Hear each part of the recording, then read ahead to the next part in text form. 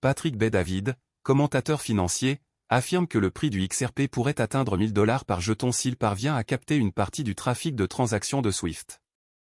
Seuls 5% de l'activité de Swift entraînerait une flambée du prix du jeton à 100 $, et Bet-David évoque d'éventuels problèmes. Bet-David affirme que le XRP a une chance d'atteindre 1000 $ après avoir longtemps été proche de zéro. L'expert financier précise que le XRP devra égaler le volume de transactions de Swift pour atteindre cet objectif, mais que même un faible volume entraînera une hausse des prix.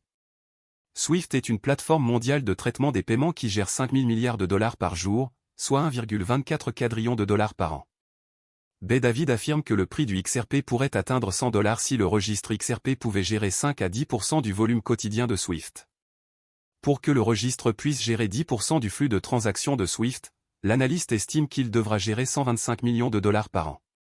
Le registre XRP doit enregistrer le même nombre de transactions que Swift pour que chaque jeton vaille 1000 $. Actuellement, le registre XRP ne gère qu'une fraction du volume, mais son utilisation institutionnelle croissante lui permet de progresser. Les stablecoins présents sur le registre, comme le RLUSD, sont pressentis pour mener la charge et accaparer une partie des volumes de transactions quotidiens de Swift. L'enthousiasme grandissant pour le XRP, pierre angulaire de la politique financière américaine, à l'heure où le pays s'oriente vers l'adoption des stablecoins, suscite un enthousiasme croissant.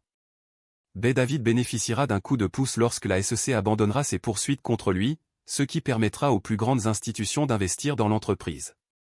Les analystes estiment qu'une capitalisation boursière de 10 000 milliards de dollars pourrait faire grimper le prix du XRP à 100 $ par jeton, et son remplacement complet pourrait le porter à 1000 $, a déclaré Bet-David.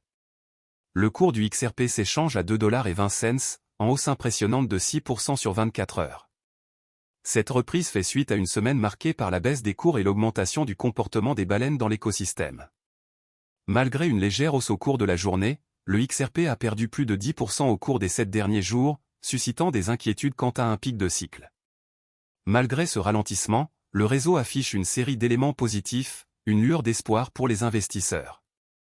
Le nombre d'adresses actives du XRP a atteint 1,15 million au milieu d'une forte correction du marché, signalant une frénésie boursière. Du côté positif, Franklin Templeton a déposé un dossier de demande d'ouverture d'un ETF XRP, accentuant la vague d'optimisme pour le réseau en difficulté. De manière prudente, l'expert du marché d'Arc Defendé estime que le XRP pourrait atteindre 280 $ d'ici 2027 si la tendance haussière de 2017 se répète. Qu'est-ce que le XRP ? Fondé en 2012, le XRP est un actif numérique créé pour stimuler l'innovation dans le secteur des paiements financiers. Il s'agit du jeton natif du registre XRP, XRPL, une blockchain distribuée, open source et sans autorisation, gérée par un réseau de serveurs pair à accent grave pair, appelé nœud unique. Le XRP fonctionne comme un mécanisme d'échange entre deux devises ou réseaux différents et peut être envoyé directement sans intermédiaire. Imaginez, vous pouvez envoyer de l'argent directement à une personne à l'étranger sans avoir recours à une banque ou à un processeur de paiement pour gérer la transaction. La nature pair à accent grave pair du XRP en fait un outil pratique pour relier deux devises en quelques secondes, et non en plusieurs jours. Cela permet de gagner du temps et de l'argent, et simplifie le processus des transactions internationales. Les banques de divers pays ont également adopté le XRP pour les transferts à wallet courant. Comment le XRP a-t-il évolué ces dernières années ? Lors du marché haussier de 2017, le XRP a atteint un sommet historique de 3,04 $. Depuis lors, plusieurs difficultés, notamment des corrections de marché plus importantes et l'action en justice intentée par la Security and Exchange Commission, SEC, contre le XRP, ont vu son cours atteindre des planchers d'environ 15 cents US à la mi-2020 et de 38 cents US en juillet 2024. Dans les mois qui ont suivi le plancher de juillet 2024, le XRP a gagné près de 600%. Ces gains s'expliquent par le sentiment positif suscité par la réélection du président Donald Trump en novembre 2024, les interrogations sur la validité des allégations de la SEC dans son action contre Ripple, plus d'informations ci-dessous. L'utilisation croissante du réseau et l'espoir d'une approbation de la négociation des fonds négociés en bourse, ETF, XRP en 2025. Les récents développements indiquent que le XRP pourrait entrer dans une nouvelle phase de croissance prometteuse, l'utilisation combinée de l'ETF et de la sécurité réglementaire favorisant une dynamique haussière. Le 15 janvier 2025, le XRP a atteint un sommet de 7 ans à 3,40 $ US, grâce à une augmentation du volume d'échange de pièces même sur le réseau. À l'anticipation de l'administration favorable aux crypto-monnaies du président Trump et au potentiel de clarté sur l'affaire de la SEC contre Ripple alors que la transition de direction a lieu à la SEC. Ripple et XRP sont-ils la même chose? Lorsqu'on parle de XRP, on l'entend souvent indifféremment de Ripple. Pourtant, les deux sont bien différents. Ripple est une entreprise qui fournit à ses utilisateurs un réseau de paiement numérique basé sur la blockchain. XRP est le cryptoactif qui facilite les paiements sur ce réseau. XRPL est le registre logiciel où sont enregistrées les transactions en XRP. L'entreprise a connu plusieurs changements de marque au fil du temps, reflétant les changements de propriétaire ou d'orientation du projet. En 2023, Ripple a acquis les entreprises de crypto-monnaie Metaco, puis Fortress Trust, afin de soutenir nos secteurs d'activité existants, notamment en améliorant l'expérience client. Poursuivant sa stratégie de rachat en 2024, Ripple a racheté Standard Custody, un prestataire de services de conservation destiné aux institutions.